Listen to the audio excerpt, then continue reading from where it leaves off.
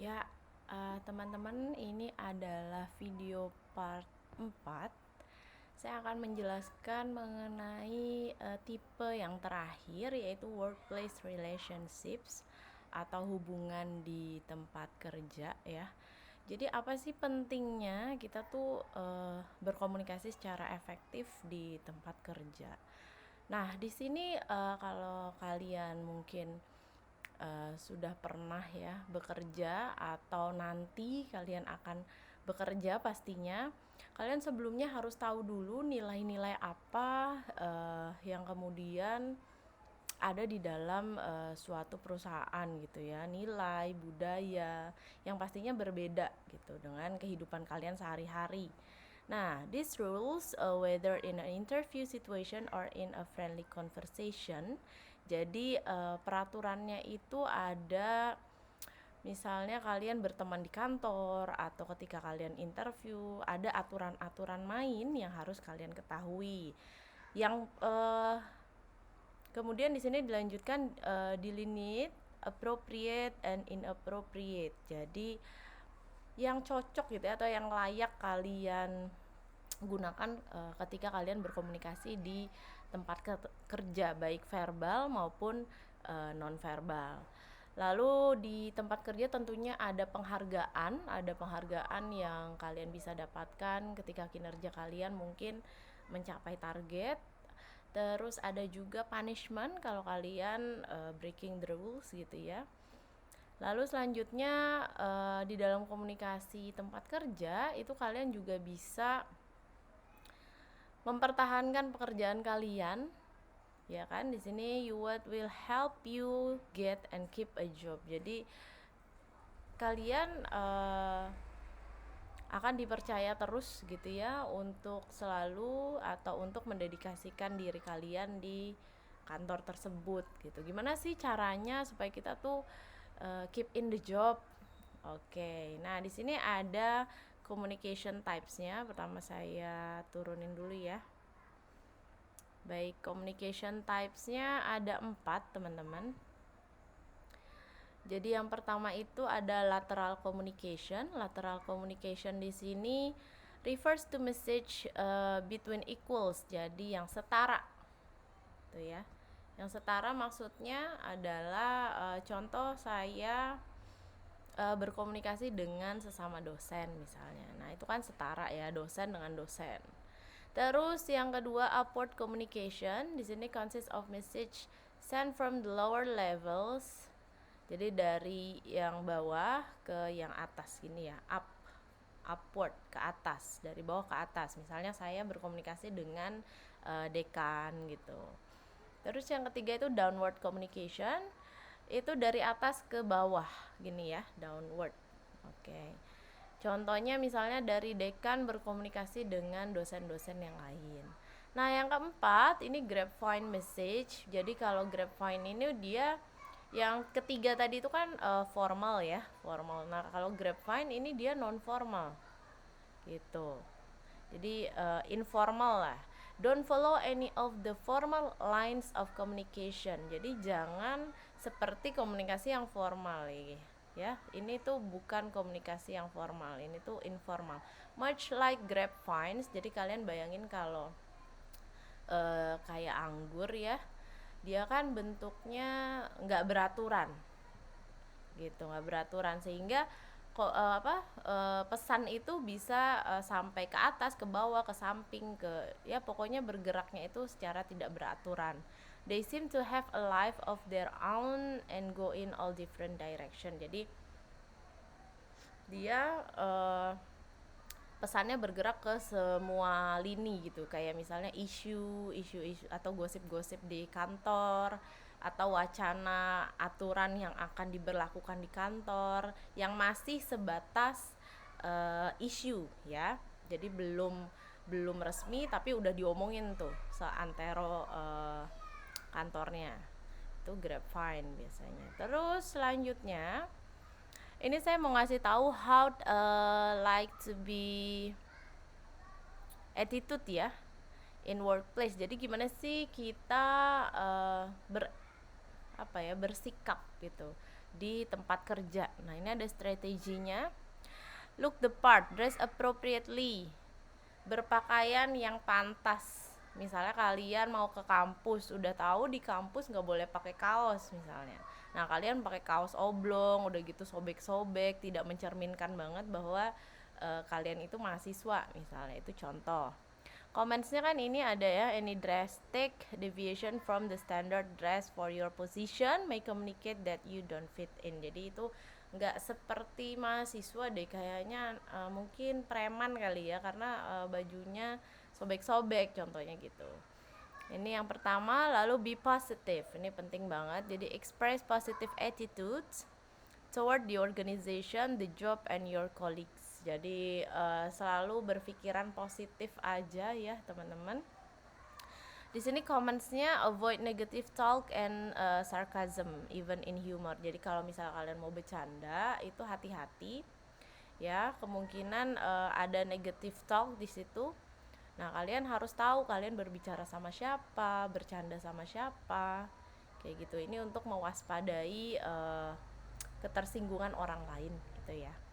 Terus yang ketiga, be culturally sensitive, avoid stereotyping and talk that might be considered racist, heterosexist, ageist, or sexist. Jadi kalian jangan menjudge orang gitu ya, jangan menstereotyping orang. Commentsnya di sini, you're sure to offend someone with any of this ism. Jadi kamu tuh bisa menyinggung orang lain dengan stereotyping itu. Contohnya oh iya dia ini ya generasi lama nih, dia pasti nggak ngerti nih masalah ini gitu. Nah, itu agak menstereotip ya, bahwa contohnya generasi baby boomers gitu tidak akan tahu teknologi. Padahal kan nggak mungkin ya, kalau di kantoran mungkin yang senior lebih berpengalaman ya kan, who knows gitu, kita nggak tahu. Oke, itu dia culturally. Terus be respectful and friendly. Jadi ini penting banget ya, saling menghargai dan bersikap ramah sama siapapun gitu. Even dia di bawah kamu atau even dia OB sekalipun, ya kan?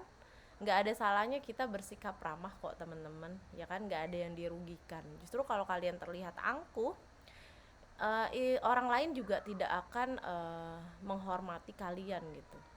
Di sini comments-nya, at the same time be available, helpful, and cooperative as appropriate. Jadi kalian itu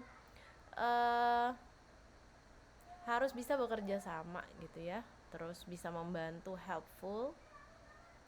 Selanjutnya ini be interested, yang terakhir focus attention on the other person. Jadi ini berkaitan dengan merespon seseorang.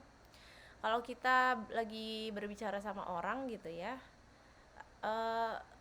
responlah orang tersebut seolah-olah memang perkataannya itu penting. Dan ada di commentsnya di sini ada perilaku-perilaku nonverbal yang harus dilakukan. Yang pertama, maintain eye contact. Terus pleasant facial expression. Jadi mimik wajahnya itu ya yang gimana ya, kayak orang gimana merespon gitu loh. Jangan acuh, jangan bodoh amat atau sama sekali nggak lihat orang yang sedang bicara. An open posture and relatively close proximity, be a good listener. Nah, ini penting banget. Kalian mungkin udah belajar mengenai active listen ya, atau to be a good listener. Jadi gimana sih caranya kita itu bersikap ketika kita menyimak pembicaraan orang lain. Sama ya, di tempat kerja juga be a good listener itu sangat dihargai gitu loh. Dan jadi kita tuh respect sama orang-orang yang seperti itu, ya kan? Selanjutnya, nah ini secara details. Jadi secara detailsnya dijelaskan di guidelines-nya ya. Saya coba ya diumpetin dulu aja, belum nyampe atas. Oke. Ini ada guidelines-nya, secara spesifiknya gimana sih caranya. supaya komunikasi di tempat kerja itu efektif gitu kan. Nah, yang pertama ada be respectful of a colleague's time. Jadi kalian harus menghargai waktu orang gitu ya. Ketika kita bekerja di kantor, kita kan kerja sama. Kalau misalnya memang pekerjaan kita terkait dengan divisi lain contohnya, itu kita harus selalu berkomunikasi ya teman-teman. Misalnya oh hari ini belum bisa selesai ya karena saya juga ada pekerjaan yang deadline contohnya gitu, sehingga di divisi lain itu bisa mengakomodir juga. Terus kalian juga harus pastikan gitu ya, oke besok akan selesai jam berapa. Nah sehingga yang menunggu pekerjaan kalian, jadi dia tuh menunggu pekerjaan kalian selesai baru mereka bisa kerja. Biasanya kan kalau per divisi kayak gitu ya, atau kalau di kantoran kan kerjanya teamwork gitu. Maka di sini kalian juga harus menghargai waktu rekan kerja kalian. Oh iya, dia juga punya pekerjaan lain, sehingga kalian pastikan gitu loh. Oh besok selesai, artinya dia tidak menunggu hari ini, dan hari ini divisi lain itu bisa mengerjakan pekerjaan yang lain gitu. Itu contohnya. Terus yang kedua, be respectful of a person's territory. Di sini contohnya, don't invade another's office or desk space. Nah ini penting banget, ini sesuatu yang sangat spesifik ya dan detail banget sih. Jadi kita harus tahu teritorial itu apa ya, area ya. Contohnya kamu mungkin sering makan siang bareng misalnya sama teman sekantor, terus duduk di mejanya. Kalau misalnya sehari mungkin kalian mengotori meja temanmu gitu kan, sebulan, dalam sebulan tuh sekali makan bareng terus ngotorin, mungkin temenmu akan oh ya oke. Tapi kalau everyday tiap hari mungkin dia akan terganggu ya. Personally or even with the scent you wear. Jadi ini juga sangat detail sampai ke wewangian gitu. Jadi wewangian itu kan juga bisa mengganggu orang lain ya. Jadi jangan sampai kalian tuh mengganggu lah gitu. Terus yang ketiga, ini follow the rules for effective electronic communication. Ini penting banget. Jadi biasanya kalau di kantor-kantor itu juga ada peraturan ya teman-teman, apakah kita boleh pakai social media ketika kerja, atau kita boleh pakai email, internet, game playing. Di sini ada cell phones, jadi ada aturannya. Nah itu harus diikuti ya kalau ada. Selanjutnya yang keempat, discard your Facebook grammar, spelling, and acronyms, and smiley faces. Nah ini apa namanya, kayak jangan digunakan grammar Facebook atau akronim yang biasa kalian lakukan di social media. Jadi karena ini sifatnya formal, the general suggestion overt for people writing into news group. Oh ini contohnya ada. Jadi si manajernya itu nyuruh karyawan untuk nulis di news group. Nah kalian orang baru nih, kalian nggak tahu aduh gimana ya cara nulisnya. Kalian bisa coba lihat dulu ya gimana orang lain menulis, apakah ada aturan-aturan yang memang harus diikuti, atau gimana cara orang lain menulis itu, sehingga kita nggak kesalahan nantinya. Nih ya contohnya. Terus yang kelima ada use the appropriate medium for sending message. Kalau misalnya dia email, ya balaslah dengan email. Jadi sesuai dengan media yang digunakan. Lalu ada yang keenam, avoid touching except in shaking hands. Nah ini penting banget. Jadi hindari ya physical touch di kantor atau di tempat kerja, karena itu. Nah, ini di sini dituliskan touching is often interpreted as a sexual overture. Jadi sebaiknya dihindari, kecuali shaking hands, except shaking hands. Tapi ada juga yang nggak mau shaking hands, kita juga harus respect ya. Terus yang ketujuh itu be willing to communicate, be open to hearing others comment. Jadi kita harus bisa terima kritikan, kita dengarkan komentar atau opini orang lain. Allow the person to save face. Izinkan orang lain untuk membela diri, misalnya ini saving face artinya. Terus yang kedelapan, understand the variety of purpose the grapevine serve. Jadi ini ya yang grapevine tadi. Kalau grapevine itu kan kayak kita ngobrol biasa, ngobrolin tentang isu kantor dengan rekan kerja. So listen carefully. Jadi hati-hati ya teman-teman kalau lagi gosip-gosip di kantor itu. It will give you an insider's view of the organization. Jadi kalau misalnya kamu mungkin orang baru, itu akan bisa berguna, ya kan? And will help you understand those with whom you work. Jadi kamu bisa tahu misalnya oh si ibu manajer A itu karakternya seperti ini. Kamu kan tahu dari obrolan grapevine itu ya. Ya kan? Nah, itu sebenarnya bisa membantu kamu juga supaya oh dia nggak bisa dibecandain seperti ini misalnya. But treat grapevine information as possibly but not necessarily true. Jadi grapevine information itu boleh dianalisis ya, boleh ditelan oleh kita, tapi jangan terlalu percaya gitu ya kan. Jadi kita harus membuktikan sendiri, masa sih si ibu A misalnya, tapi tetap waspada. Setidaknya kita udah tahu apa sih kayak teasernya gitu loh, udah tahu kalau dia tuh orangnya seperti ini, sehingga kita lebih hati-hati. Terus udah gitu misalnya ada yang bilang bahwa si A itu jutek ya, tapi enggak kok, menurut kita enggak. Oh ya, berarti kita enggak boleh percaya juga 100% kan, kali aja memang perlakuan orang itu beda-beda sesuai dengan siapa yang dihadapinya misalnya. Nah terus yang selanjutnya ini ada yang 9 ya, be mindful of all your organizational communication. Contohnya di sini, the potentially offensive joke that you email in colleague can easily be forward. Nah ini bahaya banget, jadi hati-hati teman-teman dalam melontarkan candaan di kantor gitu ya, karena bisa aja itu sampai ke orangnya. Misalnya kita bercandain si A gitu, terus ya kan who knows gitu, teman kita yang kita bercandain itu ternyata ngasih tahu ke orangnya langsung.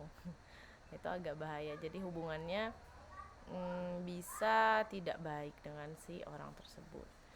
Oke, yang nomor 10 ini treat everyone politely, even the newest intern. Jadi walaupun misalnya dia adalah junior ya treat politely gitu, samain aja, nggak usah kita jadi contohnya sok senior kayak gitu ya, nggak usah. Karena di contohnya ini dijelaskan bahwa mungkin dia nanti akan menjadi bos kamu gitu ya kan. Kalau kita udah treat them politely kan kita juga udah enak hubungannya.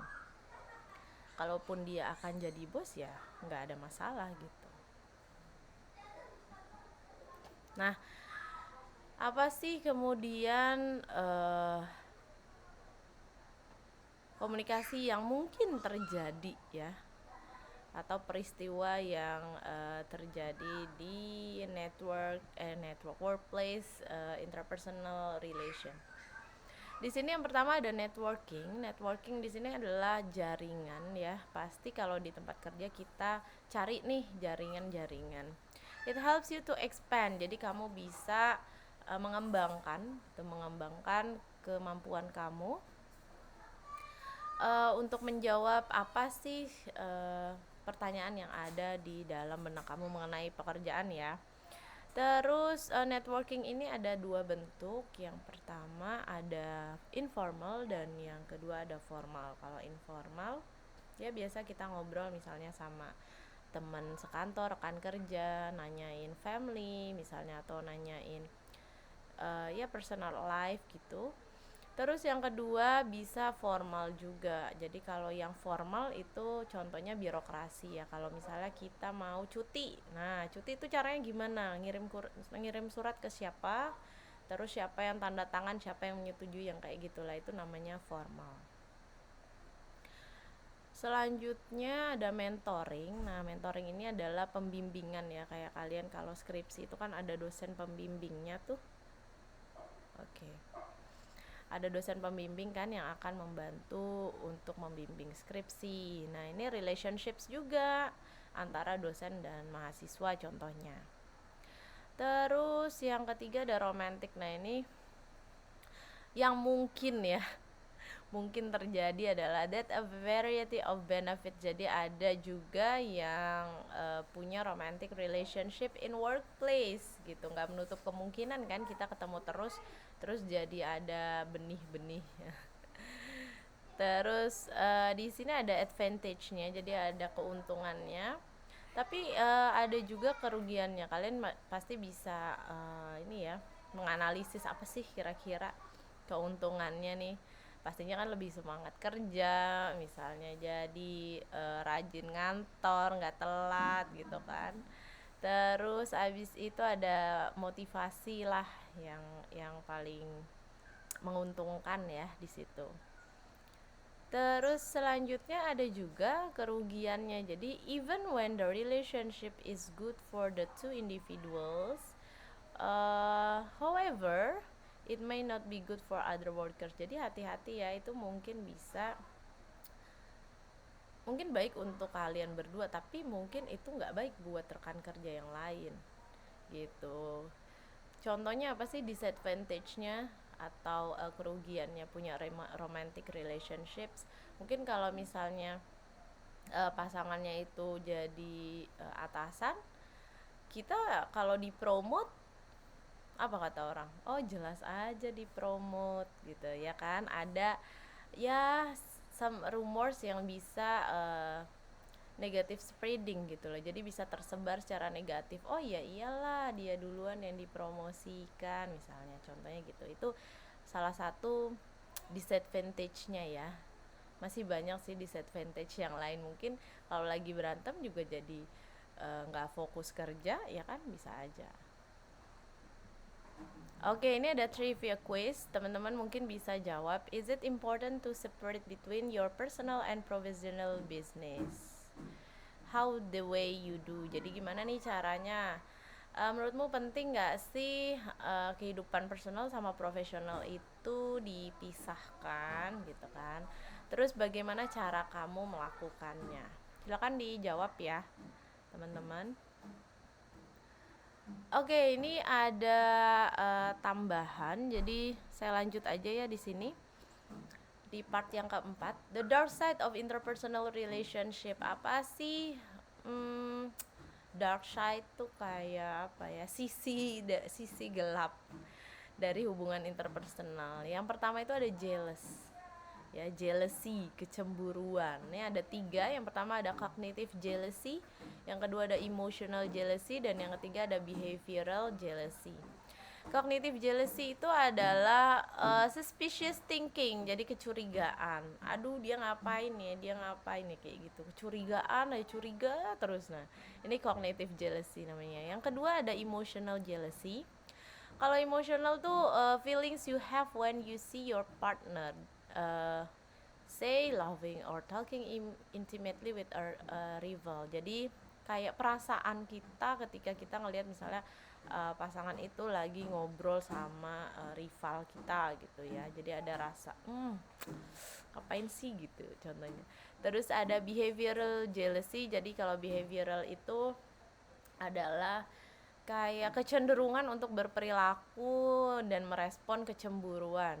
Jadi kita mau ngapain sih kalau ngelihat hal tersebut, mau dilabrak kah atau mau marah kah atau mau apa, jadi responsnya seperti apa ya, kecenderungan untuk merespon.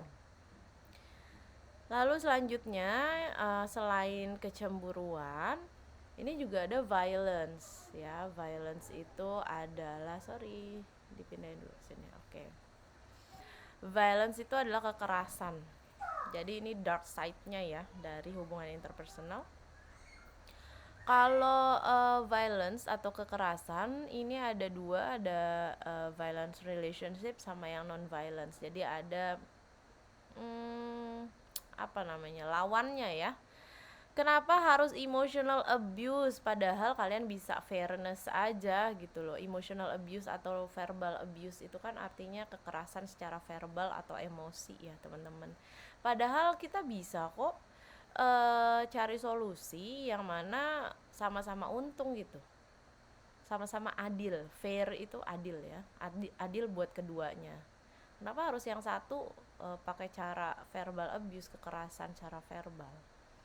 Terus yang kedua ada control and isolation. Jadi ini controlling, namanya aja kontrol ya, artinya dia pasti mengontrol segala sesuatunya. Padahal mereka berdua yang berkonflik ini bisa mengkomunikasikannya dengan nyaman, terus udah gitu mengekspresikan apa yang diinginkan, apa satu sama lain tuh bisa berdiskusi gitu intinya. Gak perlu ada isolation juga ya kan. Terus yang ketiga ada intimidation. Nah ini lebih parah lagi, jadi diintimidasi. Padahal kan bisa aja kita cari solusi yang dua-duanya saling menguntungkan dan menghargai satu sama lain. Terus abis itu saling valuing tuh apa ya, memberikan penilaian positif gitu ya bagi pendapat yang berbeda. Jadi kita bisa lihat sisi lain lah dari suatu isu itu. Yang selanjutnya ada economic abuse, kekerasan secara ekonomi. Nah, padahal kita bisa memutuskan ya keuangan itu secara bersama-sama. Gitu. Kenapa harus ada salah satu yang mendominasi secara semena-mena sih gitu. Itu economic abuse.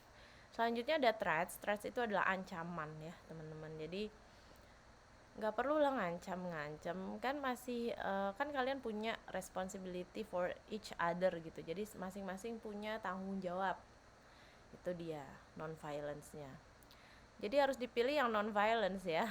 Hati-hati, ini yang selanjutnya ada power over the other. Nah ini punya kekuatan, jadi dia merasa berkuasa gitu, sehingga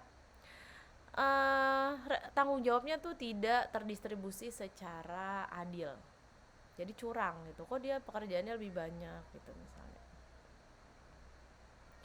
Lalu selanjutnya yang terakhir ini ada sexual abuse nih, hati-hati ya teman-teman ya. Sexual abuse itu adalah kekerasan seksual seperti yang kalian tahu. Terus non violence-nya trust and respect for what each other person wants and doesn't want. Jadi kita harus paham. Makanya kalau misalnya kita interpersonal relationship, baik di kehidupan pertemanan, terus percintaan, terus kekeluargaan, dan di dalam tempat kerja gitu, hati-hati ya. Ini sexual abuse itu juga lagi marak banget kan kemarin beritanya gitu teman-teman, bahwa harus ada standar gitu ya. Makanya kita harus menghindari tuh kayak kata-kata yang menjerumus atau physical touch, itu lebih baik ya memang dihindari. Mau waspada ini ya, violence ini.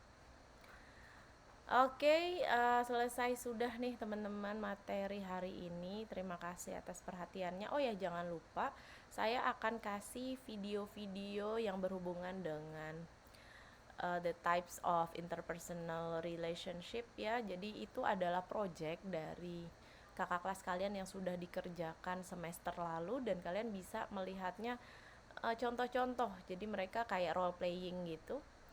Mungkin nanti project UAS kalian juga akan membuat role playing. Jadi kalian bisa memahami juga ya kan mengenai types of relationship ini dengan contoh-contoh yang sudah dibuat oleh kakak kelasnya gitu ya. Jadi terima kasih semuanya. Wabillahi taufiq wal hidayah. Wassalamualaikum warahmatullahi wabarakatuh.